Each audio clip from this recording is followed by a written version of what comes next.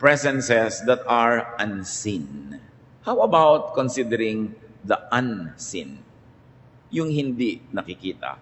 Dahil maraming hindi nakikita. God, the creator and source of all things, is invisible. And if God, the creator and source of all things, is invisible, it is natural that most of his creation would be invisible. 1 Timothy 1:17, God lives forever and is the invisible and eternal King. In another dimension of consciousness, that's where God dwells. So this is high reality. Heaven is invisible to the naked eye. Kaya merong isang astronaut daw na matapos tumawid sa kalawakan, sabi niya, there is no heaven. Kasi walang nakita yung mata niya. That the usual kind of heaven depicted in art. Because real heaven cannot be seen with the naked eye. Meron naman na dapat ay nadidiscover through our spiritual eyes. High personages are invisible. Ang mga matataas na pagkanilalang, tulad ng Diyos na lumalang, ay hindi rin nakikita. Hebrews 13:2, some people have welcomed angels as guests without even knowing it. Marami daw na nakapag-estima pala ng mga anghel, hindi man lang nila napansin. Angels are normally invisible. And even when angels manifest visibly, they could be unrecognizable. Hindi sila nakikita at kung magpakita man, mahirap makilala na anghel pala. So in other words, angels are seen but really unseen. This is because physical eyes have limited vision and a very limited range. An example of what cannot be seen but is existent. 2 Kings 6:15, si Elisha po ay propeta na nabuhay sa isang magulong panahon at dumating ang mga mananakop sa kanilang bayan at natakot ang kanyang katulong. When Elisha's servant got up the next morning, he saw Syrian troops had the town surrounded. Sir, what are we going to do? He asked. Paglabas niya sa kanilang tent o bahay, nagulat siya dahil naliligiran sila ng napakaraming hukbo ng kalaban. Natakot at nagpunta sa propeta, ano pong magagawa natin? The servant was limited by what he could see, therefore he got afraid. You know, people get afraid of the unknown, the unseen, the incomprehensible. 2 Kings 6:16-7, the prophet Elisha had a solution. Don't be afraid. That was his instruction. Elijah answered, there are more troops on our side than on theirs. That was the teaching. And then he prayed the intercession. Lord, please help him to see. And the Lord let the servant see that the hill was covered with fiery horses and flaming chariots all around Elisha. Ang una lamang na nakita nitong katulong ay yung nakapaligid na mga hukbo na kalaban. Hindi niya nakita na mayroong inner circle surrounding the prophet, protecting the prophet, and therefore protecting him also because he was a servant of the prophet. At sabi ng propeta sa Panginoon, pakiusap po, hayaan niyong makita niya ang hindi nakikita. At pinagbigyan ng Panginoong Diyos ang dalangin, bumukas ang mata nitong katulong at nakita niya may inner circle of angels, flaming chariots, chariots of fire. Kaya pala hindi sila malusob-lusob nung nakapaligid ng mga hukbo. May protective inner circle around them. But it was not seen by the ordinary man. Elisha was unafraid because he saw the invisible. He saw God's protection. Do you? Or are you afraid like the servant? Natatakot ba tayong tumanda dahil hindi naman natin nakikita ang provision na inilaan ng Panginoon para sa atin? Natatakot ba tayo mapag-isa, maghirap, magutom dahil hindi naman natin nakikita na nandun ang Panginoon kasama natin up to the end? But people who have spiritual eyes see that. The prophet's eyes was his faith, and his faith made him see, to the point that he could walk by faith, not by sight. So maraming mga unseen. Maraming mga hindi natin nakikita, pero pag tiningnan mo sa microscope, ang dami palang mga mumunting mga nabubuhay doon sa isang maliit na living cell. Ang dami mga bituin at mga kung ano-anong mga tala at mga buwan sa himpapawirin, sa kalangitan, sa kawalan, pero hindi mo makikita hanggang hindi ka gumagamit ng telescope.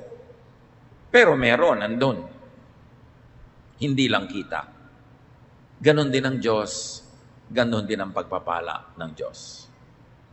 Kaya ang sabi ng 2 Corinthians 5:7, we live by faith, not by sight. Not by reason or logic, not by doubt or fear, not by blindness, not by the usual mindset, but by faith. Kaya yung dalawang taong parehong may sakit, yung nananalig, payapa, bagamat may nararamdamang sakit at hapdi. Pero yung walang pananalig, triple o higit pa rin ang nararamdamang sakit. Dahil yung tunay na physical pain, nadadagdagan pa ng emotional and spiritual pain. God's protection and provisions are invisible but existent. At lahat ng ipinangako ng Diyos sa kanyang mga anak ay nandun kahit hindi natin nakikita lagi.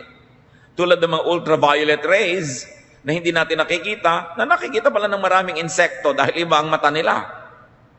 Kaya pala yung mga bulaklak ay gumagamit ng iba't ibang uri ng kulay para akitin ang mga kulisap dahil nakikita ng mga kulisap yung mga kulay na yon sa ibang paraan na nakikita natin. There are figures in the dark that we don't see, that some animals see. Kasi kaya ng mata nila. Kaya hindi pa natin nakikita, tumatahol lang ang aso dahil siya may nakita na. Yung mga gumagamit ng infrared goggles, mga military with advanced weaponry and equipment, they can see the enemy in the dark because the goggles that they put on their eyes enable them to collect light even from the stars in a dark night. And those light, very little as it may be to the naked eye, can actually increase in strength to enable the wearer of the goggles to see people in the dark. Goggles pa lang yun. Ano pa yung spiritual goggles that God can give to those who believe. High ideas and concepts and truths are also invisible, inaudible, incomprehensible to the physical senses and to common knowledge. Iba ang alam ng utak, iba ang nauunawa ng reason and logic, iba ang naaabot ng pagre-research, ng empirical data, iba ang naaabot ng ang mga physical sciences, at iba ang naaabot ng pananalig. Hindi sila magkakalaban, magkakaiba. Kaya ibang mga tuwiran at iba ang patakaran sa buhay ng isang taong naniniwala lang sa physical laws. At iba yung nakakaunawa ng spiritual laws. Yung nakakaunawa ng spiritual laws, kaya niyang magpatawad kahit sinasabi ng logic, hindi dapat. Kaya niyang magbigay kahit sinasabi ng utak, huwag. Kasi meron siyang higit na pinaniniwalaan at higit na naaabot. Kaya niyang harapin ang hirap. Kaya niyang tiisin ang dapat tiisin. Hindi katulad ng ibang bumibigay agad dahil sila ay pinaghaharian lamang ng physical laws. 1 Corinthians 2:12, God has given us His Spirit. That's why we don't think the same way that the people of this world think. That's also why we can recognize the blessings that God has given us. Sabi dito, pinananahanan kami ng Espiritu ng Diyos, kaya iba kami mag-isip, hindi tulad ng pag-iisip ng karaniwang tao. Kaya nakikita namin ang pagpapala, kahit sa tingin ng iba, hindi ito pagpapala. Kaya ang tunay na nananalig, kahit na humaharap ko minsan ang hirap, sa paggawa mo ng mabuti, nasuklihan ka pa ng masama, sa pananalig mo na ang Diyos ay hindi natutulog, alam niya ang kanyang ginagawa, at meron siyang gantimpala sa lahat ng mabuti, natitiis mo. At hindi ka lang nagtitiis, nagkakaroon ka pa ng spiritual joy na akala tuloy ng mga ibang tao, loka-loka ka. Naglilingkod ka, napapagod ka, at nasasabihin ng iba, hoy, be practical, nakakapagod ka, wala ka namang kita, lingkod ka ng lingkod sa Diyos. Pero iba kasi ang nakikita mo. Ngayon mga kapatid, kung ang pangangatwiran mo, pamumuhay, patakaran, tulad lang ng kapitbahay mo hindi nakakakilala sa Diyos, mag-isip-isip ka.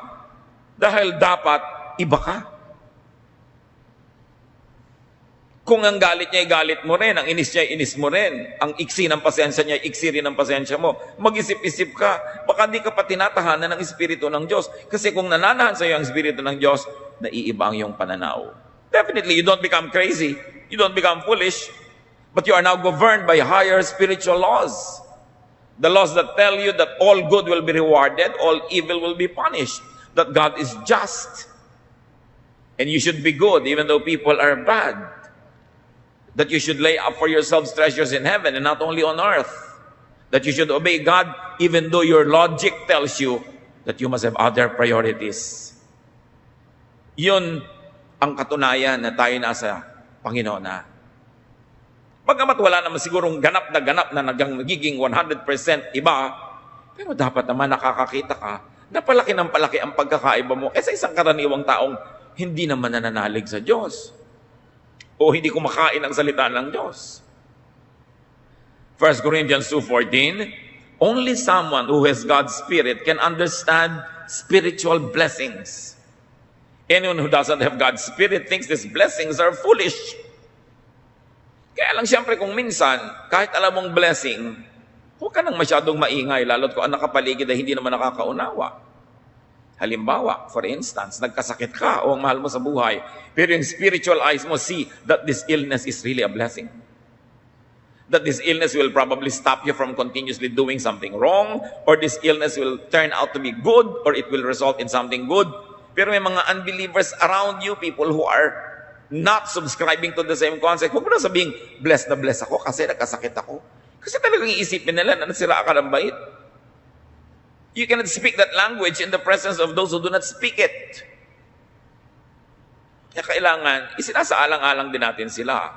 But it takes supernatural and spiritual intervention for the human mind to see and to understand high spiritual laws. Like God, most of creation is unseen. Nakikita nyo ba kayo ng buwan? Hindi. Pero nandun yun. Colossians 1:16. Everything was created by Him. Everything in heaven and on earth. Everything seen and unseen. Including all forces and powers and all rulers and all authorities. Kung yung buwan na paggabi, nakikita mo, sa araw hindi mo nakikita, pero kung minsan nakikita mo, maniniwala kang nandun, kahit sa mga oras na hindi mo nakikita. Pero paano ngayon yung mga iba pang binabanggit ng Colossians 1:16? All other creation, including forces and powers. May mga forces and powers that are present but are unseen. Rulers in the air, authorities, a hierarchy of angels and demons, good and bad spirits, around, near us, but we don't see them. But they are there. Like the moon that you don't see now, but is there. So to be unseen means to be beyond the scope of vision or simply really invisible. Look at what can be seen through x-rays. Dalawa kayong nakatingin sa isang tao, yung technician nakatingin through the lenses, yung ikaw naman nakatingin ka lang through a window peeping at the patient. Magkaiba kayo nakikita. Nakikita nga niya yung buto ng pasyente, ikaw hindi. Ano pa kaya ang nakikita ng Diyos? Pag nagpa-Doppler test ka ng ugat mo dito sa leeg, sabi ng dugo mo, shh, shh, ganun pala, tumutunog. Pati ang tunog ng dugo mo, yung lakas at hina nun, tono ng dinig ng Diyos, kaya alam niya ang kalagayan mo every moment. Ano pang alam niya? Through the ultrasound, we can see what's inside the womb of a woman who is pregnant. But with or without it, what does God see? When you look at the microscope, the telescope, and these are just all human devices. What more if God enables you to see? Through another set of eyes. Ang dami nating hindi alam. Ang yabang-yabang ng tao. Yung mga nakapag-aral ng konti, yung mga may natutunang konti, ang yabang-yabang na, ayaw nang maniwala sa Diyos, ayaw nang sumunod sa salita ng Diyos. What we know is very little. What we do not know is immense. What we see is so minuscule compared to what we do not and cannot see. So look at what could be seen by closing your eyes and opening up to the spiritual world. Most heavenly treasures and reserved blessings are unseen. Pero bawat tao may nakalaan ng Diyos para sa kanya. Hindi ka nilikha ng Diyos para pag ipinanganak ka, ay maghirap ka, mamatay ka sa hirap. Pinaglaanan niya lahat. Tulad ng isang mabuting magulang na nagpaplano ng pamilya, inilalaan niya, lalo naman ang Diyos. Hindi mo lang kita kung anong nakalaan sa'yo. 1 Corinthians 2:9, no eye has seen, no ear has heard, no mind has conceived what God has prepared for those who love Him. Ang dami lang nakita ng mata natin na kayamanan, atin man o hindi. Ang dami nating narinig na karangyaan, atin man o hindi. At marami na rin tayong na-imagine na mga sarap, layaw at provisions, nakamit mo man o hindi. Pero sabi ng 1 Corinthians 2:9, small time lahat ang nakita, narinig at naunawa, na-imagine nyo na, wala yan compared sa tunay na inilaan ng Diyos para sa inyo. Many blessings are unimaginable because they are not physical. We can imagine only what is physical, but most of created things are unseen. Many blessings are beyond the senses. Ilan na lang ang senses natin? Mata, tenga, panlasa, pangramdam ng ating balat. Ang konti. People limit themselves when they think only of what they can see now. And usually our vision is so limited. Kumisan nga, zero vision pa. Zero visibility pag maulap. Pag walang ulap, 200 meters, 500 meters, 1 kilometer away. Pero ang liit pa rin nun compared sa kalawakan na walang hanggan. Napakaliit ng kayang abutin ng mata. Bakit mo lilimitahan ang pananalig mo sa Diyos sa kaya mo lang makita? Eh ang dami-dami pa niyang nilikha na lampas-lampas doon. Kaya sabi sa Matthew 6:19-20, do not store up for yourselves treasures on earth, but store up for yourselves treasures in heaven. If we're going to read it another way, huwag lang puro sa mundong iniisip nyo. Hindi lahat ang panahon ninyo ay sa mundo lang. Huwag lang lahat ng bagay na physical at makamundot, makalupa ang iniisip nyo. Hindi lang yan ang ibig sabihin ng inyong buhay. Marami pang dimensions ang buhay. Nagka-camping lang kayo sa mundo, sandaling-sandali lang kayo dyan. What is a lifetime of 100 years compared to 100 trillion zillion years compared to forever? Ang iksi-iksi niyan.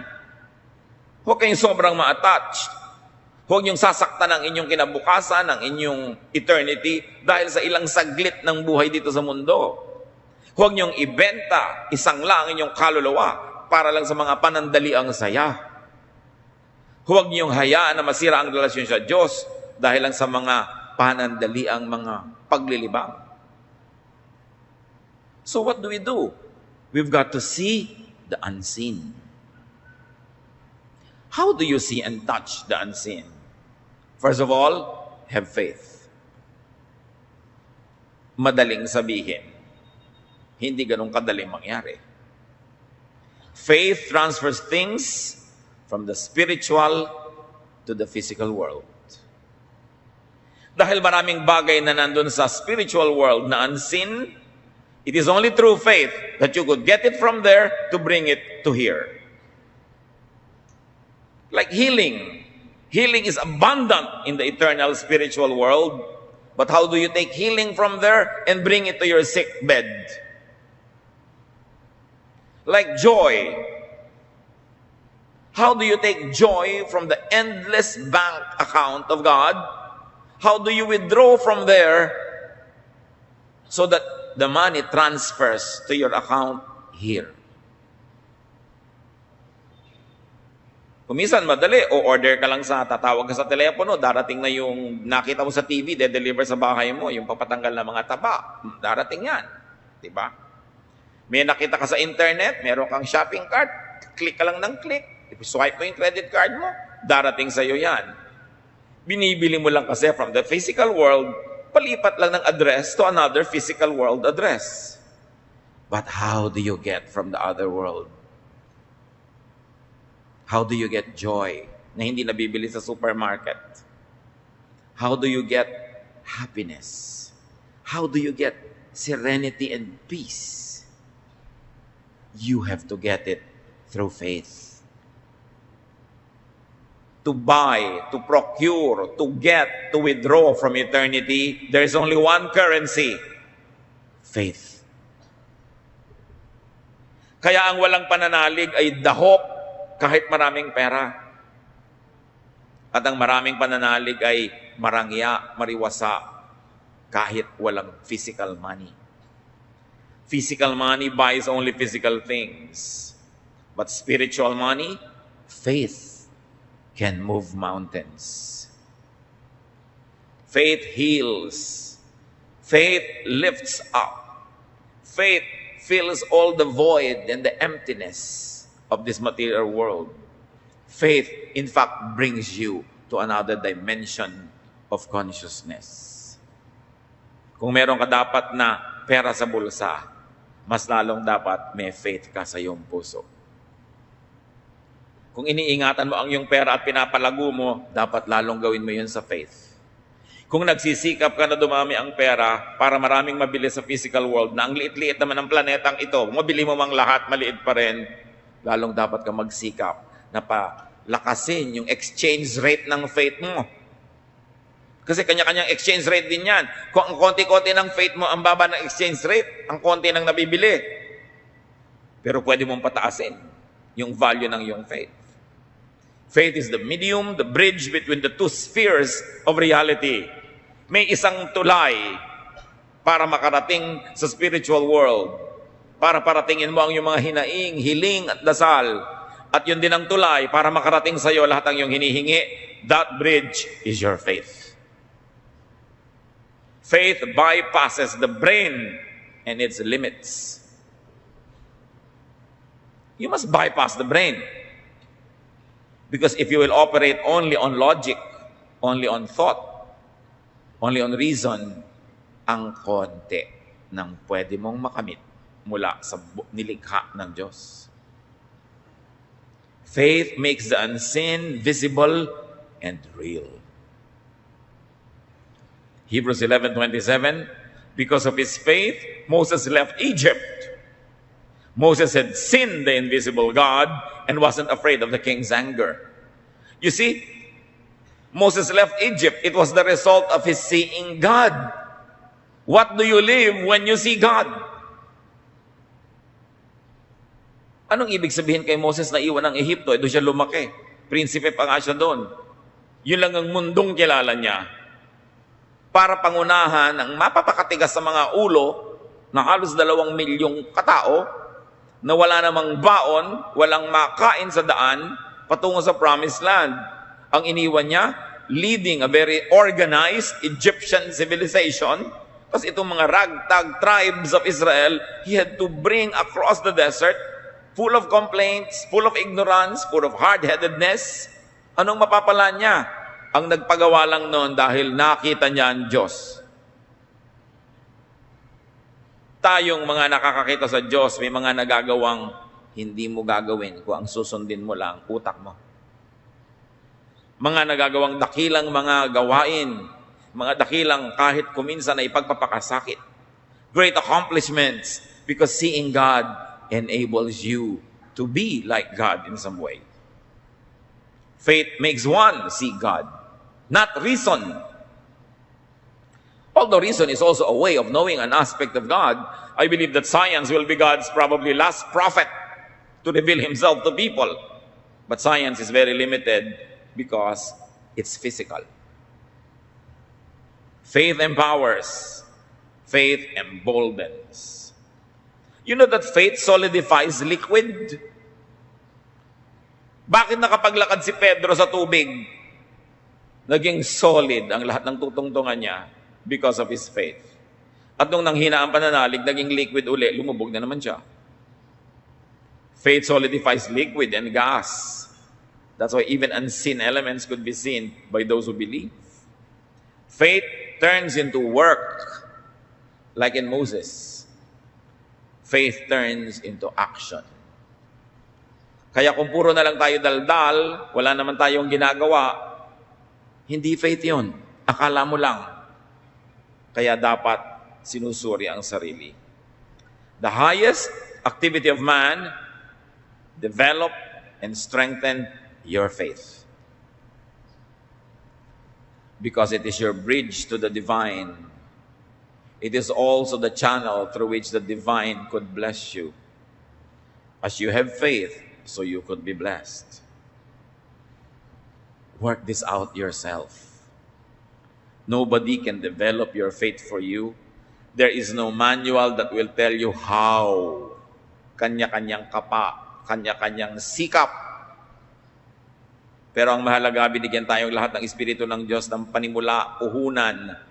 Tinuturuan tayo at inaakay sa mga unang hakbang para natin ma-develop ang ating pananalig. Philippians 2:12, continue to work out your salvation with fear and trembling. Hindi sapat na born again ka na once. Continue to work out your salvation. Continue to practice, to exercise till it develops. Have indwelling of the Holy Spirit. That initial presence of the Holy Spirit when you accept Jesus as your Lord and Savior. But have infilling. A presence that is above the minimum.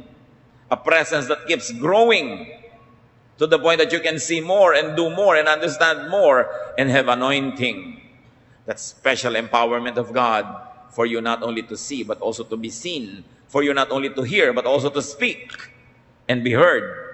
For you not only to receive blessing, but also to become a channel of blessings. So develop the spirit like and better than you develop your body. May mga nag-gym 3 times a week. Meron 5 times a week pa. Meron pa mga pilates, meron pang mga belly dancing, meron pa mga running, may mga walking, kung ano-ano, sari-sari. How much time do you devote in developing your faith? Your spirit. That seed of God that is in you, that must grow to fill you, to fill your every cell and every membrane and every bodily organ to the point that it explodes through your skin and your neighbor feels the Spirit in you. Meron na kayang gym for the Spirit? Meron. Church dapat. But how much do we give to church? And church going, and church attendance, and church activity, and involvement?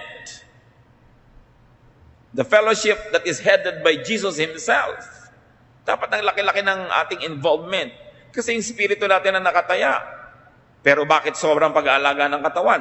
Ilang oras ang ginagamit mo para ipareband ang kulot mong buhok at ma-relax? 3? Kung kukulayan pa, kung lalagyan pa ng highlight. Ilang oras ang nauubos sa pagpamanicure, pedicure, sa pagpapafacial, sa pag-gym, sa running, sa jogging. Hindi naman masama yun, ha? Pero, gaano naman, natutumbasan ba ng oras sa church? Sa pagbabasa ng Biblia, sa pagmumuni-muni, sa pag-aaral, sa paglilingkod? These are the ways that you develop your spirit. The spirit is so undernourished. It is so attention lacking. Tapos magtataka tayo, why are our prayers unanswered? Bakit madali tayong matakot? Bakit madali tayong nervyusin? Bakit madali tayong magalit? Madaling magselos? Madaling matukso? Nagtaka ka pa. Wala namang boosters, walang vitamins, walang development, kulang. Samantalang yung spirito mo naman ang bibit-bitin mo pagharap mo sa Diyos. Yung spirito mo ang dadalhin mo sa kabilang buhay. Yung katawan mo, iiwan mo na lang dito. 90, 70 years mo lang gagamitin yan. Tapos wala na, pero lahat ng oras napunta na doon. Dapat bigyan ng pansin. Be transported into eternity through the Spirit. And if you would take care of your car so it could transport you from point A to point B, how much more your spirit, which will transport you from earth to heaven. From that which is limited to that which is eternal and limitless. How much do we take care of it? We don't, because it is unseen, and therefore we ignore it. But what is unseen is also very present. Ask God to increase your faith. Luke 17:5, the apostle said to the Lord, increase our faith. Meron silang hindi mapalayas sa masamang espiritu. Sabi na, ba't po hindi namin mapalayas? Ginamit na namin lahat ang tricks of the trade. Hindi pa rin namin mapalayas. Sabi ni Lord, ito nadadaan sa faith. At sabi na, Lord, increase our faith. Sila pa yung kasama araw-araw, tayo pa. Nahihingi pala. Hingin. Gaano naman kaya karaming beses na naghihingi tayo sa Diyos na, increase our faith. Ano hinihingi natin? Pambayad sa kuryente, pambili ng cellphone, pang-load, pambayad sa ganito, pang ganon, kotse, bahay, papa. Ano namang hinihingi natin? Di naman masamang hingin. Pero humihingi ba tayo, Lord, increase my faith? Open my eyes, help me to see. Maintindihan ko yung hindi ko naintindihan. Maabot ko yung hindi ko maabot. Ask in faith, and such blessings become tangible. Matthew 7:7, ask and you will receive. Search and you will find. Knock and the door will be opened for you. Ganun katiyak. Kung tiyak ang pananalig. When faith asks for it, spirit becomes flesh. Spirit becomes matter. That which is in eternity transfers to the earth, to your world. That which is unseen becomes visible. The impossible becomes possible. The Son of God becomes a child in the womb of a woman. Truth is given, and truth sets free. The more spirit we have, the freer we are from our bodies and from the boundaries that earthly existence gives us.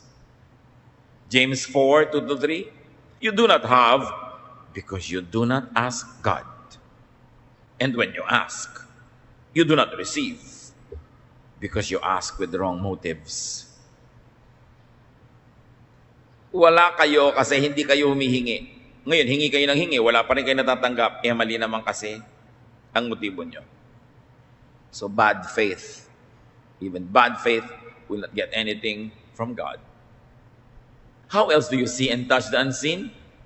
Get help from seers. Yung mga specialista rin naman talaga eh. Prophets, visionaries, persons with sensitive spirits. People of great faith see great things. Ano lang kasi ang feeding ngayon ng modern day believers? Preaching, words, ideas, doctrines. Not bad, they're very good. But this is not all. Sabi sa Bible, God called some to be prophets, some apostles, some pastors, some workers, some soul winners. In other words, ang dami-daming taong dapat nating isali sa nagpapakain sa ating espiritu. Do we listen? Do we get ministrations from people who are gifted with prayer? Do we get ministrations from people who are very sensitive to the Spirit? It's good kung nagpunta lahat sa pastor nyo yun. Paano kung hindi? Kailangan maghanap buhay ka. Kailangan gumawa ka ng paraan. Kaya napaka-limiting yung sinosolo ka ng isang relihiyon, ng isang religious leader, huwag ka makinig sa iba, sa akin ka lang makinig. Nasa kanya na ba lahat ang gifts para makumpleto ang ministration sa tao? Gifted and chosen persons see what all others do not. And if you cannot see those things, you better see them through people who see them. If you cannot understand the words of God on your own, then attend a Bible study where some people who understand it better can minister to you. Exodus 33:11, the Lord would speak to Moses face to face as a man speaks with his friend. Iba ang dealing ng Lord kay Moses. Sabi niya, alam niyo, sa ibang propeta, nagpaparamdam lang ako. Sa panaginip, sa vision, o boses ko lang nadidinig. Walang visual aid. Si Moses, harapan kong kinakausap. So may iba't iba ring dealing ang Diyos sa kanyang mga propeta, sa kanyang mga kasangkapan. So, maging sensitive kayo kung sino talaga ginagamit ng Diyos, kung sinong pinagpapahayagan niya, kung sinong dadaanan ng mga pagpapala niya, at magsiksi kayo sa mga ganon. Kasi talagang merong mga instruments. And if you are not that sensitive, you have to help yourself by surrounding yourself with people who are. Then remember and be aware of the invisible, the unrecognizable. So welcome real angels and so-called angels, people who are used by God to do angelic missions. Welcome not only angelic guests, but also angelic ideas and teachings and counsel. Welcome angelic correction and rebuke, opportunities and possibilities, and even assignments, like Moses did. Be willing to move up. It's important. Leave elementary teachings behind. Kung mahigit ka ng 2-3 taong Kristiyano, ang issue mo pa rin, ano bang tamang baptism, gaano ba kahaba dapat ang damit, anong pwede kong kainin at hindi kainin, anong pwedeng tugtugin at hindi pwedeng tugtugin, anong pwedeng kainin sa Lord's Supper at hindi ko kakainin, magkamatayan man, gaano kahaba dapat ang buhok, anong uri ng musika ang gagamitin, anong kulay dapat ng uniform. That's too basic. That is child stuff. Hebrews 6:1-3. We must try to become mature and start thinking about more than just the basic things we were taught about Christ. We shouldn't need to keep talking about baptisms or about laying on of hands or about people being raised from death or the future judgment. Let's grow up if God is willing. Nakita niyo sa Bible ang mismo sabi, tama na ang daldalang walang katapusan tungkol sa mga doktrina. It is so divisive. It stops you from growing. It prevents you from joining a prayer meeting or joining the Lord's Supper. It prevents you from joining the singing dahil ang dami-dami mong arte sa buhay. Sabi, bagay lang yan sa simula. These are child stuff. But we must stop thinking about these things and grow up, the Lord willing. Tama na yung mga tama ba baptism? Paano ba yung laying on of hands? Paano yung gagawin? Ano ba ang judgment? Sino i-judge? Sabi, leave these elementary teachings behind. You are still drinking milk when you should already be eating solid food. Gumraduate na ba tayo sa mga ganyan? O patuloy at patuloy tayong ibinabalik ng mga teachers and preachers sa elementary things? Hindi na nag-move on, yun na lang ng yun. Maraming dapat lakbayin ng Espiritu. Hindi siya dapat sobrang magtagal sa isang istasyon. Dahil hindi magaganap ang kanyang development. Most of and the best in creation is unseen. Have faith, believe, and see. Hindi to see is to believe. When you believe, you see. Faith procures the invisible. Faith brings heaven down to you. Or faith brings you up to heaven, even though your body is still on earth. Faith is all that you must have. Lack of faith, insufficient faith, cannot extract blessings from heaven. It cannot transport you to heaven. James 1:6-8. But when you ask for something, which means you do not and cannot see, but you must have faith as if you see it, and not doubt. Anyone who doubts is like an ocean wave tossed around in a storm. If you are that kind of person, you can't make up your mind, and you surely can't be trusted. So, don't expect the Lord to give you anything at all. Pag humihingi ka, sabi ko nun, huwag kang magduda. Huwag kang mag-alinlangan. Dapat meron kang pananalig na parang nakikita mo na talaga yung hinihingi mo pa lang. Huwag kang mag-alinlangan, huwag kang magdalawang loob. Yung nagdadalawang loob ay para lang daw maliit na bagay na sinisiklot-siklot ng mga alon, walang mararating. Kahit nagkandahilo-hilo ka na kasisiklot sa'yo ng alon, wala ka pa rin pinupuntahan dahil paikot-ikot ka lang doon. Ganun. Kung ganyan ka, nagdadalawang loob, walang pananalig, hindi ka pwede pagtiwalaan. So, huwag kang umasa na may matatanggap ka. Faith is everything. Faith procures the invisible. It removes blinders and covers. So, brother and sister, develop a supernatural vision and hearing. Move up. Bypass the brain. Use it only for practical things. But in things pertaining to your faith and relationship with God, bypass it. It's very limited. See, hear, and know God more and more. Beyond religious practice, tradition, and doctrine. Move up, move away from elementary teachings, and move to the universal, to the all-embracing spiritual realities beyond the senses. Move to the realm of the Spirit. How do you do that? You have to find your way. Kaunti lang ang pwedeng ibigay sa ating assistance kahit ng mga propeta, kanya-kanyang sikap. Pagsikapan na palaguin, palalimin, pataasin ang pananalig. Because faith transfers to the material world that which is spiritual. And when you have developed your faith, then you are now a bridge, a medium, an instrument of God, so God could reach more people who do not reach Him or cannot reach Him because of their limits, but through your ministration, they can see the unseen also. And God can bless those that don't deserve to be blessed because you intercede for them. It's a ministry. Tungkulin mong palaguin ang iyong pananalig para magamit ka ng Diyos para sa iba at para makalapit din ang iba sa Diyos sa pamamagitan mo. You intercede.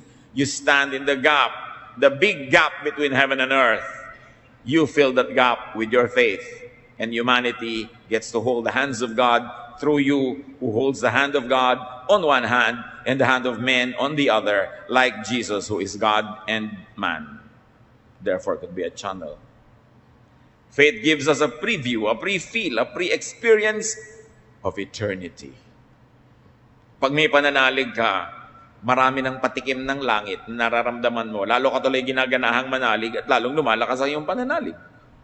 Work out, exercise, develop your faith. Move on to the spiritual, to the boundless, formless, and abstract levels of the Spirit. Move beyond ideas and doctrines and teachings. Experience God in the spiritual realm. It is our duty to ourselves, and it is God's pleasure to meet with us, to rendezvous with us, to fellowship with us, not here, but in another world, in another plane that is not seen by eyes and not heard by ears.